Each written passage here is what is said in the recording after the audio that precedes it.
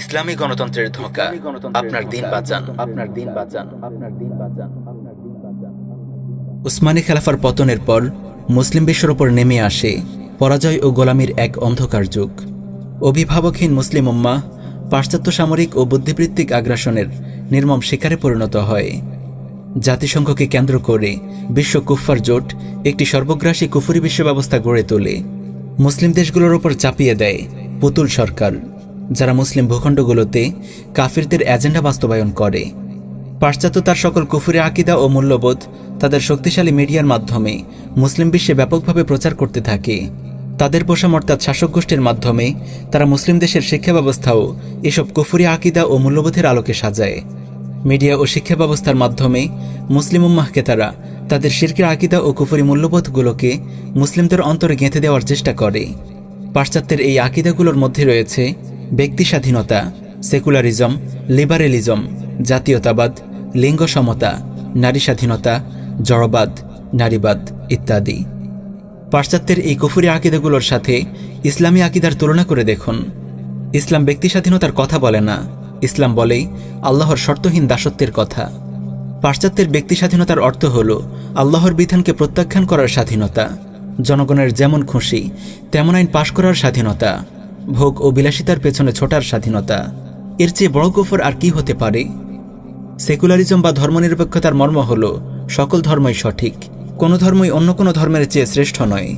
অথচ ইসলাম বলে আল্লাহর কাছে একমাত্র গ্রহণযোগ্য দিন হল ইসলাম।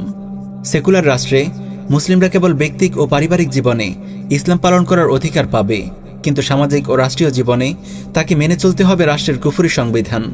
এমনকি সংবিধান কখনো মুসলিমদের ব্যক্তিক ও পারিবারিক জীবনেও হস্তক্ষেপ করে। যারা ধর্মনিরপেক্ষতায় বিশ্বাস করে এবং ধর্মনিরপেক্ষ সংবিধান গ্রহণ করে তারা নিঃসন্দেহে কাফির হয়ে যায়। এভাবে পাশ্চাত্যের এই আকিদাগুলো ইসলামী আকিদার সম্পূর্ণ বিপরীত। কেউ যদি পাশ্চাত্যের এই কুফরি আকিদাগুলোকে সঠিক অর্থে বিশ্বাস করে তাহলে সে নিঃসন্দেহে ঈমানের গণ্ডি থেকে বেরিয়ে কাফির হয়ে যায়। কেউ যদি এসব আকিদার ওপর মারা যায় সে নিঃসন্দেহে চিরস্থায়ী জাহান্নামী। পাশ্চাত্যের এসব কুফরি আকিদা নিয়ে আমরা কোনো মজলিসে বিস্তারিত আলোচনা করার চেষ্টা করব ইনশাআল্লাহ।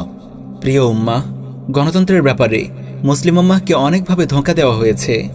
গণতন্ত্রকে নানাভাবে ইসলামের পোশাক পরানোর অপচেষ্টা হয়েছে।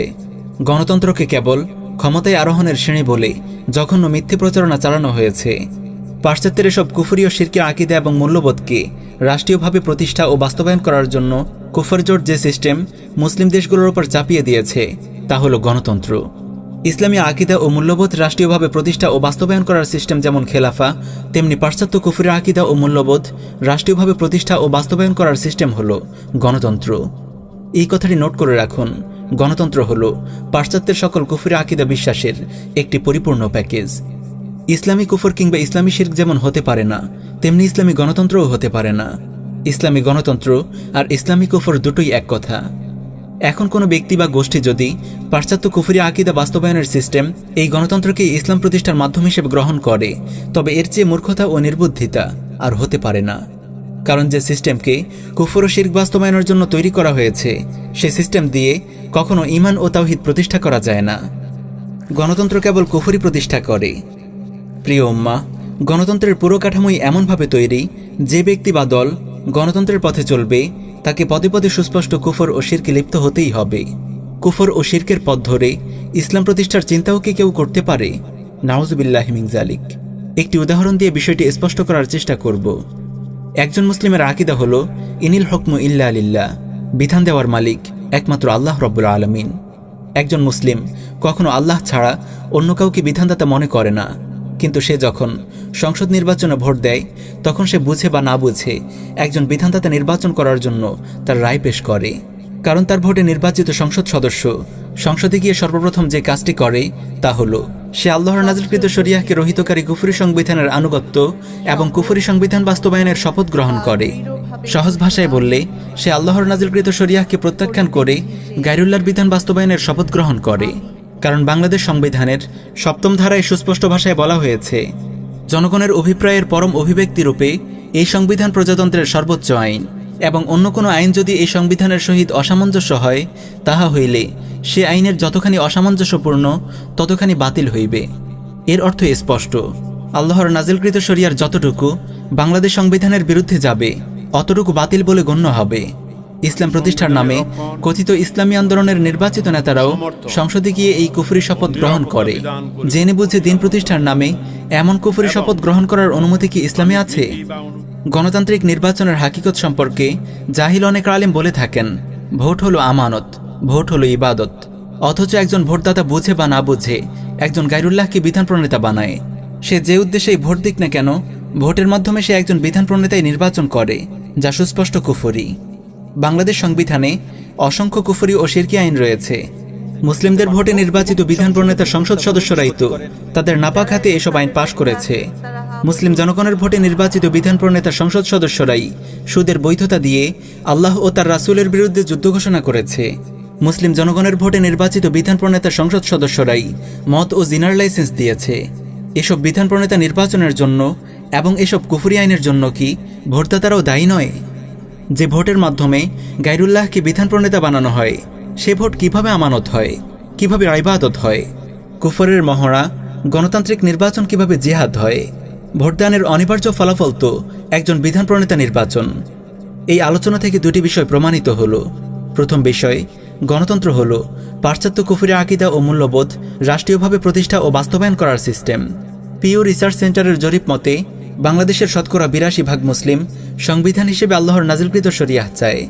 তবুও এদেশে কেন মানবরচিত কুফরি সংবিধান মুসলিমদেরকে মানতে বাধ্য করা সম্ভব হচ্ছে? এদেশের শতকরা অন্তত ৯৫% মানুষ চায় না মদ ও জেনা বৈধ হোক, কিন্তু তবুও কেন এদেশে মদ ও জেনার লাইসেন্স দেওয়া হয়েছে? কেন সরকারি পতিতালয় খোলা হয়েছে? কোরআন সুস্পষ্ট ভাষায় ঘোষণা করেছে, সুদ গ্রহণ করা আল্লাহ ও তার রাসূলের বিরুদ্ধে যুদ্ধ ঘোষণার নামান্তর। কোনো মুসলিম কি আল্লাহ ও তার রাসূলের বিরুদ্ধে যুদ্ধ ঘোষণা করতে রাজি হবে? তাহলে কেন গোটা দেশে সুদী অর্থব্যবস্থা প্রতিষ্ঠা করে আল্লাহ ও তার রাসূলের বিরুদ্ধে যুদ্ধ ঘোষণা করা হয়েছে? এসব প্রশ্নের একটিই উত্তর, গণতন্ত্র এমন একটি সিস্টেম যেটি অবলম্বন করলে সর্বাবস্থায় কেবল পাশ্চাত্য কুফরি আকীদা ও মূল্যবোধই প্রতিষ্ঠিত ও বাস্তবায়িত হয়, যতই ইসলামের লেভেল লাগিয়ে গণতন্ত্র চর্চা করা হোক না কেন। দ্বিতীয় বিষয়, গণতান্ত্রিক সিস্টেমে অংশগ্রহণকারী সংসদ সদস্য ও ভোটদাতা উভয়ই কুফরে লিপ্ত হতে বাধ্য। এজন্যই আমরা বলেছি, গণতান্ত্রিক পদ্ধতিতে ইসলাম কায়েম করতে যাওয়া ব্যক্তি বা গোষ্ঠী পদে পদে কুফর ও শিরকে লিপ্ত হয়। গণতন্ত্র নিয়ে আরও বিস্তারিত জানতে আমাদের নির্মিত গণতন্ত্রের একটি কুফরি জীবন ব্যবস্থা শীর্ষক ডকুমেন্টারিটি দেখুন। গণতান্ত্রিক নির্বাচন একটি জুয়া খেলা। যারা কুফরি প্রতিষ্ঠার সিস্টেম গণতন্ত্রের মাধ্যমে ইসলাম প্রতিষ্ঠার মিথ্যা স্বপ্ন দেখেন, তারা বুঝে বা না বুঝে এই বলে জনগণকে ধোঁকা দেন যে নির্বাচনে জিতে ক্ষমতা দখল করে আমরা স্বয়ং গণতন্ত্রকে উৎখাত করব এবং ইসলামী শরিয়াহ কায়েম করব।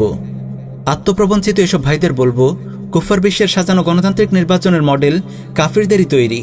গণতান্ত্রিক নির্বাচনের নিয়মগুলো গণতন্ত্রের পাহারাদার কাফিররাই ঠিক করে। তারা নির্বাচন নামক এই জুয়ার নিয়মগুলো এমনভাবে সেট করেছে যাতে কোনো ইসলামপন্থী গোষ্ঠী ক্ষমতায় আসতে না পারে।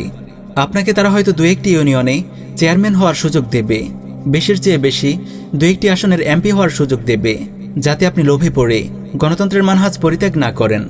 কিন্তু দিন শেষে চূড়ান্ত জয় সেকুলারদেরই হবে, কারণ দুর্ঘটনাবশত কোনো দেশে নির্বাচনে কোনো ইসলামপন্থী দল যদি জিতেও যায়, তবে গণতন্ত্রের পাহারাদার কুফার জোট নিয়মকানুনের তোয়াক্কা না করে সামরিক অভ্যুত্থান ঘটিয়ে তাদেরকে ক্ষমতাচ্যুত করবে।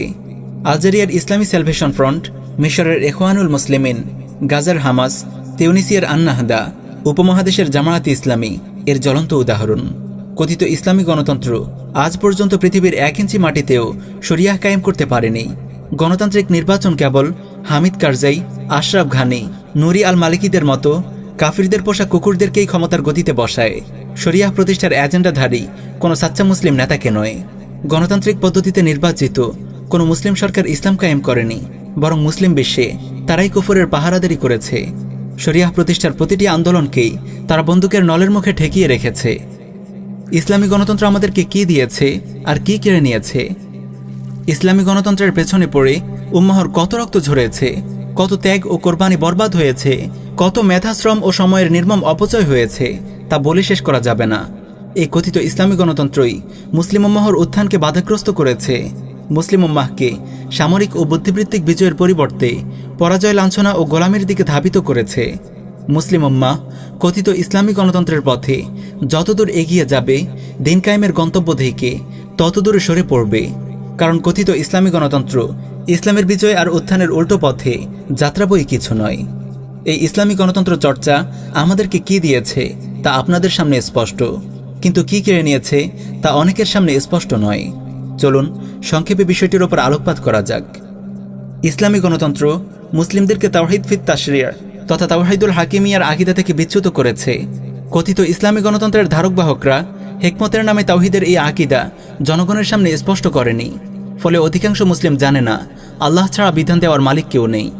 গায়রুল্লাহকে বিধানদাতা মনে করা, গায়রুল্লাহকে বিধানদাতা হিসেবে নির্বাচিত করা এবং আল্লাহর নাজিলকৃত আইনকে মানুষের অনুমোদনের জন্য সংসদে উত্থাপন করা জঘন্যতম শিরক।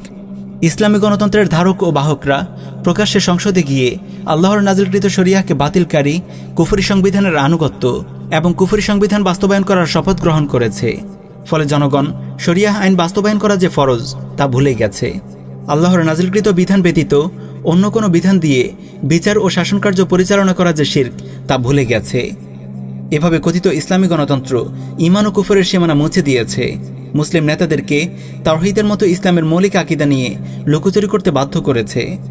কোনো ইসলামী গণতান্ত্রিক নেতা কি জনসভায় বলতে পারবে এদেশের কুফরি সংবিধানের আনুগত্য করা কুফরি, আমি সংবিধানের অমুক অমুক আইন মানি না? কথিত ইসলামী গণতন্ত্র চর্চার ফলে জনগণের সামনে ইসলামের একটি খণ্ডিত ভার্সন উপস্থাপিত হয়েছে। মানুষ ইসলামী খেলাফা, ইসলামী রাষ্ট্র ব্যবস্থা, ইসলামী অর্থব্যবস্থা, ইসলামী দণ্ডবিধির কথা ভুলে গেছে। তারা ইসলামকে কেবল ব্যক্তিগত ও পারিবারিক জীবনে আচরিত কিছু আনুষ্ঠানিকতা ভেবে বসে আছে। কথিত ইসলামী গণতন্ত্র মুসলিম উম্মাহকে দিন কায়েমের নববী মানহাজ দাওয়াহ ইরশাদ ও জিহাদ থেকে বিচ্যুত করেছে এবং কুফরি গণতন্ত্রের পথে ধাবিত করেছে। জনগণকে ধোঁকা দিয়ে বলা হয়েছে নির্বাচন করাই জিহাদ, আমাদের ভোট দিলে ভোটটি রাসূলুল্লাহ পাবে, নাউযুবিল্লাহি মিন যালিক। কথিত ইসলামী গণতন্ত্র উম্মাহকে হিকমতের নামে শরীয়তের সীমালঙ্ঘনের মহড়া দিতে শিখিয়েছে, তাগুত শাসক গোষ্ঠীর সঙ্গে মাখামাখি করতে শিখিয়েছে, শিরকি সংবিধানের আনুগত্য ও কুফরি আইনকে শ্রদ্ধা করতে শিখিয়েছে, জিহাদ ফি সাবিলিল্লাহ নিয়ে নির্লজ্জ অপব্যাখ্যা করতে শিখিয়েছে। এভাবে কথিত ইসলামী গণতন্ত্র ইসলামের কল্যাণ সাধন করার পরিবর্তে ইসলামের উত্থান ও বিজয়ের পথে বাধা হয়ে দাঁড়িয়েছে। তাহলে গণতন্ত্রের বিকল্প কি? যখনই গণতন্ত্রের কুফরি ও অসারতার কথা তুলে ধরা হয় তখনই কিছু ভাই প্রশ্ন করেন, তাহলে গণতন্ত্রের বিকল্প কি? আমরা কিভাবে দিন প্রতিষ্ঠার কাজ করব? কোন পদ্ধতিতে খেলাফা আলা মিনহাজিন নবুয়াহ প্রতিষ্ঠার জন্য সংগ্রাম করব? প্রিয় ভাই ও বোনেরা, দিন প্রতিষ্ঠার রাসূলুল্লাহ নির্দেশিত মানহাজ হল দাওয়াহ ইরশাদ ও জিহাদ। কেবল রাসূলুল্লাহর দেখানো পথেই আল্লাহর জমিন আল্লাহর দিন কায়েম হবে। আব্রাহাম লিঙ্কনের দেখানো পথে গেলে দিন ধ্বংস ও বরবাদ হবে, ইসলামী আকীদা বিশ্বাস বিনষ্ট হবে। আব্রাহাম লিঙ্কনের ভ্রান্ত গণতান্ত্রিক পথে যে ত্যাগ ও কোরবানি আমরা দিয়েছি, যে মেধা, শ্রম ও সময়ের অপচয় করেছি, তা যদি আমরা রাসূলুল্লাহর মানহাজে ব্যয় করতাম তাহলে আজ এদেশের অবস্থা ভিন্ন হতো। তালিবান মুজাহিদিনরা মাত্র ২০ বছর এই পথে মেহনত করেছেন। আল্লাহ তাআলা তাদের হাতে গোটা কুফার বিশ্বকে পরাজিত করেছেন। আফগানের বিশাল বিস্তৃত ভূখণ্ডে তারা আল্লাহর দিন প্রতিষ্ঠা করতে সক্ষম হয়েছেন, আলহামদুলিল্লাহ। ভেবে দেখুন, এই কুফরি গণতন্ত্র আমাদের কত কিছু কেড়ে নিয়েছে, আমাদেরকে কত পেছনে নিয়ে গেছে। যে দিনগুলোতে আমরা দিনের জঘন্য অপব্যাখ্যা করে মানুষকে তাগুত শাসকের আনুগত্যের সবক দিয়েছি, তাদেরকে বুঝিয়েছি নির্বাচন ইবাদত, আমাদের ভোট দিলে ভোটটি রাসূলুল্লাহ পাবে, সেই দিনগুলোতে যদি আমরা দাওয়াহ ইরশাদ ও জিহাদের পথে চলতাম তাহলে একামতে দিনের পথে আমরা কত দূর এগিয়ে যেতে পারতাম। এতদিন যদি আমরা তাগুতি বিশ্ব ব্যবস্থা এবং কুফরি রাষ্ট্র ব্যবস্থার স্বরূপ মুসলিমদের সামনে তুলে ধরতাম, সৌদি অর্থ ব্যবস্থার বিরুদ্ধে জনগণকে সচেতন করতাম, ইরশাদের ফরজ আদায় করার মেহনত করতাম, ইসলামী শরিয়াহ প্রতিষ্ঠার অনিবার্যতার কথা জনগণের সামনে তুলে ধরতাম, তাহলে আজ এদেশেও আফগানের মতো লক্ষ লক্ষ মুজাহিদ তৈরি হয়ে যেত। কোটি কোটি মুসলিম এদেশে ইসলামী শাসন কায়েমের সংগ্রামে যোগ দিত। বাংলাদেশে দাওয়াহ ইরশাদ ও জিহাদের রূপরেখা কেমন হবে তা নিয়ে আমরা ইনশাআল্লাহ অন্য কোনো মজলিসে বিস্তারিত আলোচনা করব। আমাদের এই দীর্ঘ আলোচনায় আমরা কাউকে তাকফির করিনি, আমরা কেবল বলেছি অমুক কাজটি কুফরি। কুফরি কাজ করলেই সঙ্গে সঙ্গে কাউকে তাকফির করা যায় না, এতে অনেক শর্ত ও প্রতিবন্ধকতা আছে, এটি বিশেষজ্ঞ ওলামাদের কাজ। তাই আমরা যা বলেছি হুবহু তাই প্রচার করুন, আপনি নিজে যা বুঝে নিয়েছেন তা নয়। পরিশেষে দোয়া করি আল্লাহ তাআলা যেন আমাদের সবাইকে গণতন্ত্রের ধোঁকা থেকে বেরিয়ে নববী মানহাজে ফিরে আসার তৌফিক দেন, আমরা যেন দিন প্রতিষ্ঠার সংগ্রামে আমাদের ফরজটুকু আদায় করতে পারি। আমিন ইয়া রাব্বাল আলামিন।